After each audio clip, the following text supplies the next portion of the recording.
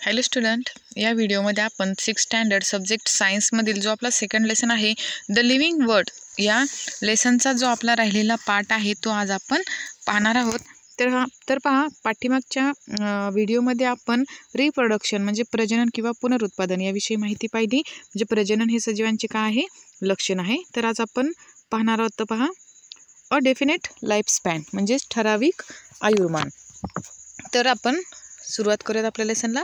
At a certain stage of life living things become capable of reproduction. तर पहा, जीवनकालाच्या ठराविक टप्प्यावर सजीव प्रजननक्षम होतात. Later on in life reproduction stage their organs become weak and still later their life comes to and end. In other words living things die. आणि काही काळानंतर पहा, पुढे त्यांचे अवयव क्षीण होत जातात आणि कालांतराने त्यांचा जीवनकाल संपतो. म्हणजे सजीव काय होतात पहा, मृत्यू पावतात.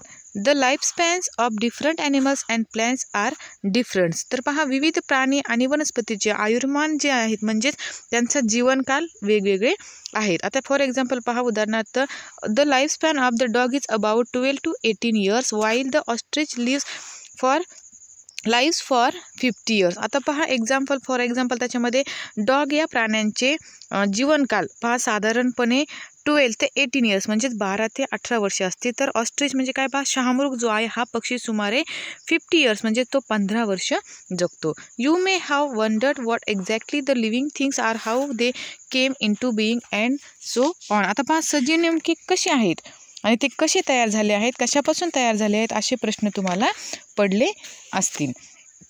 जे सजीव आहेत किंवा जे वनस्पती आहेत ते कसे आहेत आणि ते कशापासून तयार झालेले आहेत, असे प्रश्न तुम्हाला नक्कीच पडले असतील. तर त्यामध्ये आता आपण नेक्स्ट पाहूयात आपल्या नेक्स्ट पेजवरती. Do you know. आता तुम्हाला माहीत आहे का. तर पहा, the life span of the giants turtle found on the Galapagos island in South America is about 170 years. आता पहा, दक्षिण आफ्रिकेजवळ गॅलापेगॉस बेटावर आढळणाऱ्या महाकासवाचे त्याचे जीवनकाल सुमारे किती आहे पहा, 170 म्हणजेच 170 वर्ष असते. तर त्यानंतर पहा next, on the other land the life span of the mayfly ranges from 1 hour to 24 hours. आणि मेफ्लाय या कीटकाचे आयुर्मान पहा 1 तासापासून 24 hours इतकेच त्याचे काय असते, आयुर्मान असते. इथं पहा, हा जो तुम्हाला ज्या दक्षिण अमेरिकेजवळ जो गॅलापेगॉस बेटावर आढळणारा हा काय महाकासवा, याचे आयुर्मान किती असते पहा, 170 वर्ष असते. तर नंतर हा पहा, हा काय मेफ्लाय, हा जो इन्सेक्ट आहे, कीटक आहे, याचे त्याचे जीवनकाल किती असते पहा, 1 तासापासून ते 24 तासापर्यंत काय असते त्याचे जीवनकाळ असतो. त्यानंतर आपण नेक्स्ट पाहूयात आता.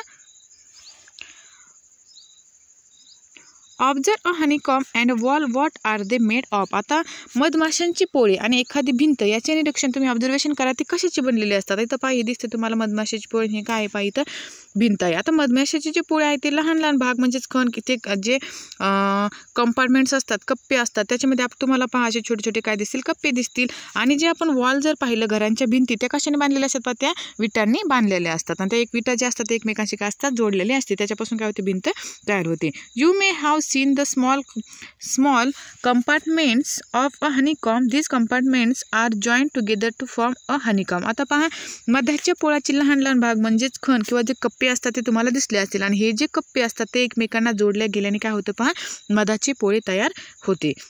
A wall has bricks to construct a wall. We firmly join the bricks together. आणि आपण आता इथं भिंत पाहिली तुम्ही, घराची जी भिंत आहे ती सुद्धा विटांनी बांधलेल्या असतात आणि या सर्व विटा एकमेकांशी जोडल्या की काय होते पहा, अशा प्रकारची भिंत तयार होते. त्यानंतर आपण नेक्स्ट पाहूयात. अ सेल्युलर स्ट्रक्चर म्हणजेच पेशीमय रचना. Living things are made of small units called cells. All the action and process in the bodies of living things are brought about with the help of this microscopic cells. सजीव ज्या लहान लहान घटकांनी बनलेले असतात त्यांनाच पेशी म्हणतात पहा. आणि सजीवांच्या शरीरातील सर्व क्रिया या सूक्ष्म पेशीच्या सहाय्यानेच काय होतात पहा, पार पडतात. आपले जे सजीव जे आहे ते लहान लहान घटकांनी बनलेले असते आणि त्यांना काय म्हणतात, पेशी म्हणतात. Some living things are made of a single cell. These are called unicellular organisms. आता पहा, काही सजीव एकाच पेशीपासून बनलेले असतात आणि त्यांना काय म्हणतात पहा, युनिसेल्युलर ऑर्गॅनिझम्स म्हणजेच त्यांना एकपेशीय सजीव म्हणतात. On the other hand the living things that are made of many cells are called multicellular organisms. आणि त्यानंतर पहा जे सजीव अनेक पेशीचे बनलेले असतात त्यांना बहुपेशीय सजीव असे म्हणतात.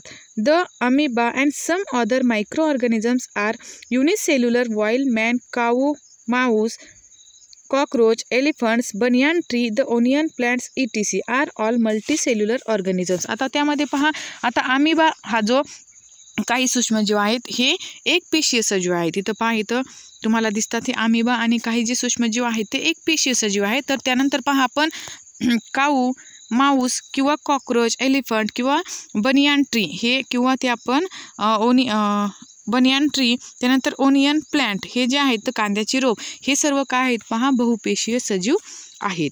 All the characteristics of living things are seen in every cell of living things whether it is unicellular or multicellular.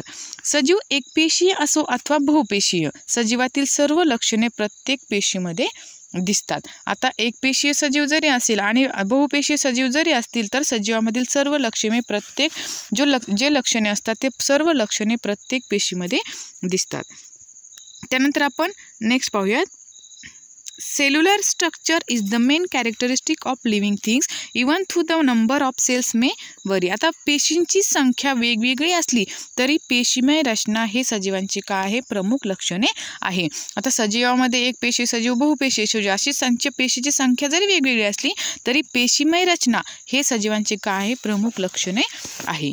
त्यानंतर आपण नेक्स्ट पेजवरती पाहूयात. Institutes at work. आता कोण काय करते तर पहा, the institutes that work for the survey and conservation of the various plant and animals in different parts of India are the botanical survey of India and the zoological survey of India respectively. In case you find an unfamiliar plant or animal in our surroundings, you can communicate with this institute to obtain more information about it. तर पहा, भारतातील विविध भागातील वनस्पती आणि प्राण्यांचे संवर्धनाचे कार्य भारतीय वनस्पती सर्वेक्षण संस्था आणि भारतीय प्राणी सर्वेक्षण संस्था स्वतंत्रपणे करतात. आणि परिसरात एखादी अनोळखी वनस्पती अथवा प्राणी आढळल्यास या संस्थांची संपर्क करून आपल्याला त्याची माहिती मिळवता येते. तुम्हाला जर आपल्याला परिसरामध्ये एखादी वनस्पती किंवा प्राणी आढळल्यास या ज्या संस्था आहेत त्याच्याशी संपर्क करून तुम्हाला त्याची माहिती मिळवता येते. त्यानंतर आता आपण नेक्स्ट पाहूयात.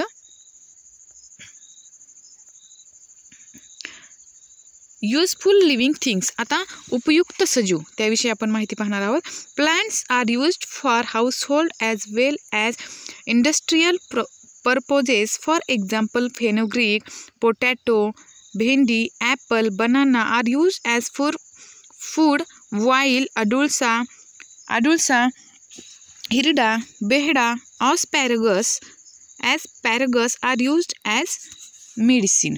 आता पहा, घरगुती तसेच औद्योगिक उपयोगासाठी वनस्पती वापरण्यात येतात. त्यामध्ये पहा, फेनुग्रीक म्हणजे मेथी असेल, पोटॅटो बटाटा आहे, भेंडी आहे, ॲपल, बनाना यांचा वापर अन्नासाठी. तर त्यानंतर पहा जो अडुळसा आहे, हिरडा, बेहडा आणि त्यानंतर पहा ॲस्पॅरगस म्हणजे शतावरी यांचा वापर औषधासाठी केला जातो. Animals are also useful to us. आणि प्राणीही आपल्याला असेच उपयोगी पडतात. जसे वनस्पतीचा उपयोग आपल्याला होतो, जे मेथी असेल, बटाटा असेल, भेंडी असेल हे आपण अन्नासाठी वापरतो. त्यानंतर हिरडा, बेहडा, अडुळसा ह्या ज्या वनस्पती आहेत त्याचा वापर आपण औषधासाठी करतो. त्याच प्रकारे प्राणीही आपल्याला असेच उपयोगी पडतात.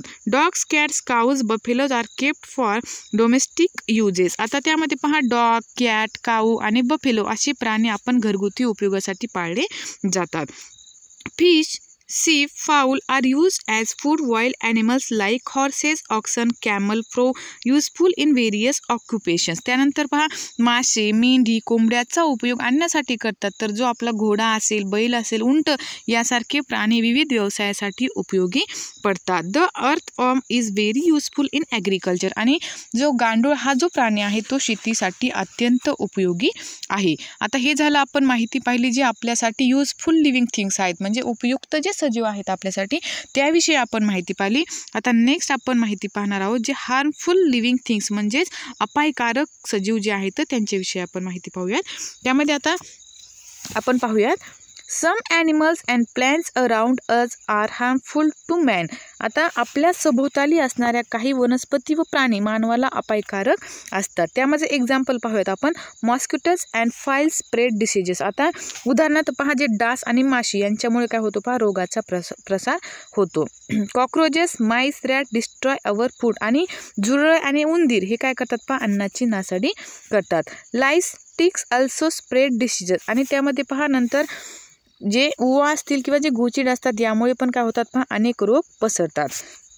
The bites of some poisons lizard spiders snakes and scorpions can even cause death. आणि हे झालं आपण त्यानंतर यांच्यामुळे पण अनेक रोग पसरतात. तर काही प्रकारच्या पहा विषारी पाली असतात, त्यानंतर स्नेक असतात किंवा विंचू चावल्यास मृत्यूही आपल्याला काय होतो उद्भवू शकतो. If white elephants inter human settlements they cause a lot of destruction. आणि काही पहा जंगलातील हत्ती जे असतात ते मानवी वस्तीत शिरल्यास मोठ्या प्रमाणात काय करतात ते नासधूस करतात. Some plants too can be harmful as for example the dodder parthenium and other weeds. आता प्राण्याप्रमाणे पहा काही वनस्पतीही अपायकारक ठरतात. उदाहरणार्थ पहा ते गाजर गवत असेल, तण असेल किंवा अमरवेल इत्यादी ह्या ज्या वनस्पती असतात त्या प्राण्याप्रमाणेही त्या आपल्यासाठी अपायकारक ठरतात. त्यानंतर आपण नेक्स्ट पाहूयात pods of the nettle colocasia leaves cause itching plant like oleander lantana have strong odours. आता पहा खाजखुईलीच्या शेंगा, अळूची पाने यांना हात लावला तर आपल्याला काय होतं पहा लगेच खाज सुटते. आणि त्यानंतर पहा जे कन्नेर असेल किंवा जे घाणेरी या वनस्पतीचा काय होतो आपल्याला उग्रवास या ज्या वनस्पती असतात त्या वनस्पतींना उग्रवास असतो. आणि त्यानंतर धोत्रा ही जी वनस्पती आहे ती पण कशी असते पहा विषारी असते. Uncontrolled growth of fungus and algae in water pollutes drinking water and may cause the spread of diseases. आणि धोत्रा ही वनस्पती विषारी आहे आणि कवक शेवाळ यांची पाण्यात बेसुमार वाढ झाली की पिण्याचे पाणी काय होते पहा दूषित होते व त्यामुळे काय होतात आजार पसरतात. म्हणजे जसे प्राणी जे आपल्यासाठी अपायकारक असतात त्याप्रमाणे ह्या ज्या वनस्पती आहेत तर त्या पण आपल्यासाठी पहा अपायकारक ठरतात. त्यांनीही आजार म्हणजे काही वनस्पती असे असतात की त्यांच्या वनस्पतीचा वास उग्र असतो किंवा काही वनस्पती विषारी असतात. तर काही वनस्पती जे असतात शेवाळ असेल यांची पाण्यात बेसुमार वाढ झाली की पिण्याचे पाणी दूषित होते व त्यामुळे काय होतात पहा आजार पसरतात. म्हणजे अशा प्रकारे आपल्याला हार्मफुल काही लिव्हिंग थिंग्स जे आहेत ते आपल्याला हार्मफुल पण लिव्हिंग थिंग्स असतात. त्यानंतर आपण नेक्स्ट पेजवरती पाहूयात. आता वाईल्ड ॲनिमल्स म्हणजे हिंस्त्र प्राणी, हिंस्त्र सजीव.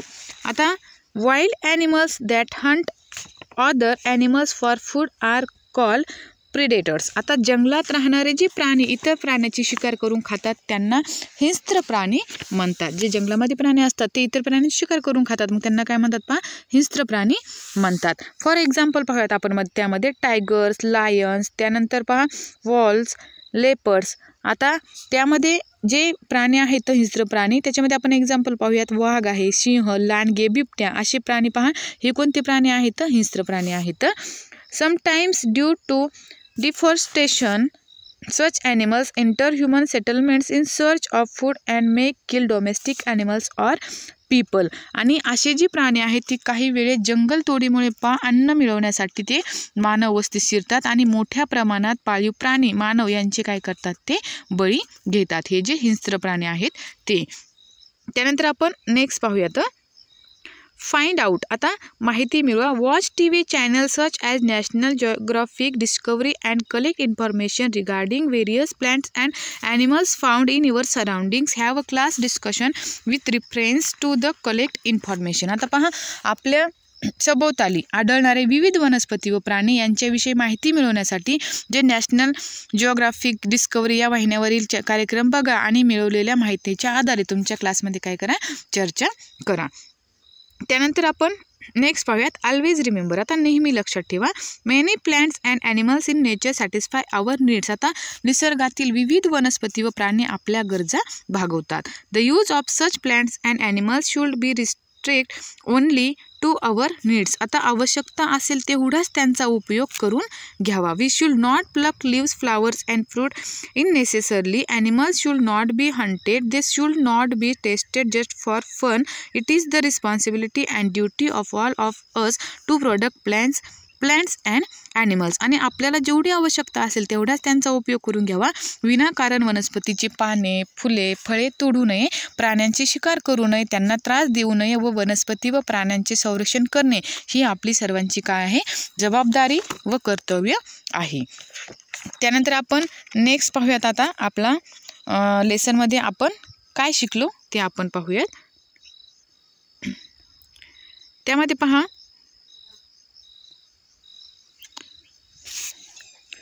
Growth, respiration, excretion, reproduction, responsiveness to stimuli, movement, a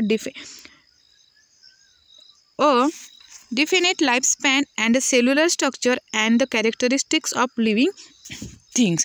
वाढ होणे, श्वसन, उत्सर्जन, प्रजनन, चेतना क्षमता, हालचाल, ठराविक आयुर्मान आणि पेशीमय रचना ही सजीवांची काय आहेत लक्षणे आहेत. ते आपण पूर्ण आपल्या लेसनमध्ये पाहिलं. त्यानंतर animals grow for certain period of their life. Plants how ever grow as long as they live. प्राण्यांची वाढ ठराविक कालावधीपर्यंत होते आणि वनस्पतीची वाढ मात्र त्या जिवंत असेपर्यंत होत राहते.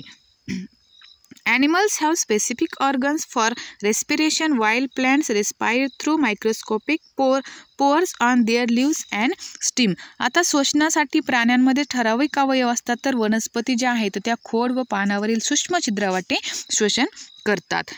आपल्या प्राण्यांमध्ये ठराविक अवयव असतात आणि वनस्पती त्यांच्या खोड व त्यांच्या पानावरील जे सूक्ष्म होल्स असतात त्यावाटे काय करतात, ते श्वसन करतात. The process of eliminating waste products from the body is called excretion. आणि शरीरातील निरुपयोगी पदार्थ बाहेर टाकण्याची क्रिया म्हणजे उत्सर्जन. All living things have the ability to reproduce. आणि स्वतःसारखा दुसरा जीव निर्माण करण्याची क्षमता सर्व सजीवामध्ये दिसून येते. Living things move because of their ability to respond to stimuli. चेतनेला प्रतिसाद देण्याच्या क्षमतेमुळेच सजीवामध्ये हालचाल होते. Plants show spontaneous movements but they can not leave their place and go elsewhere as animals do. वनस्पती स्वयंप्रेरणेने हालचाल करत असल्या तरी त्या प्राण्याप्रमाणे स्वतःची जागा सोडून दुसरीकडे जाऊ शकत नाही. Living things have a definite life span at the end of which they die. आता पहा, सजीवांचा जीवनकाल ठराविक असतो आणि त्यानंतर ते मृत्यू पावतात. Many animals and plants are useful to us in our daily life. Some animals and plants can be harmful to us. आता अनेक प्राणी व वनस्पती आपल्याला दैनंदिन जीवनात उपयोगी पडतात, पण काही प्राणी व वनस्पती आपल्यासाठी अपायकारक ठरू शकतात.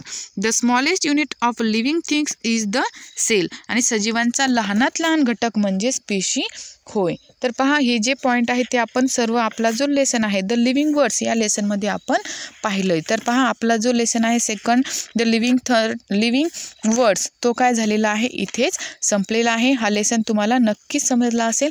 तर हा लेसन तुम्हाला हा जर व्हिडिओ आहे तो जर व्हिडिओ आवडला असेल तर लाईक करा, शेअर करा आणि सबस्क्राईब करायला विसरू नका. थँक्यू.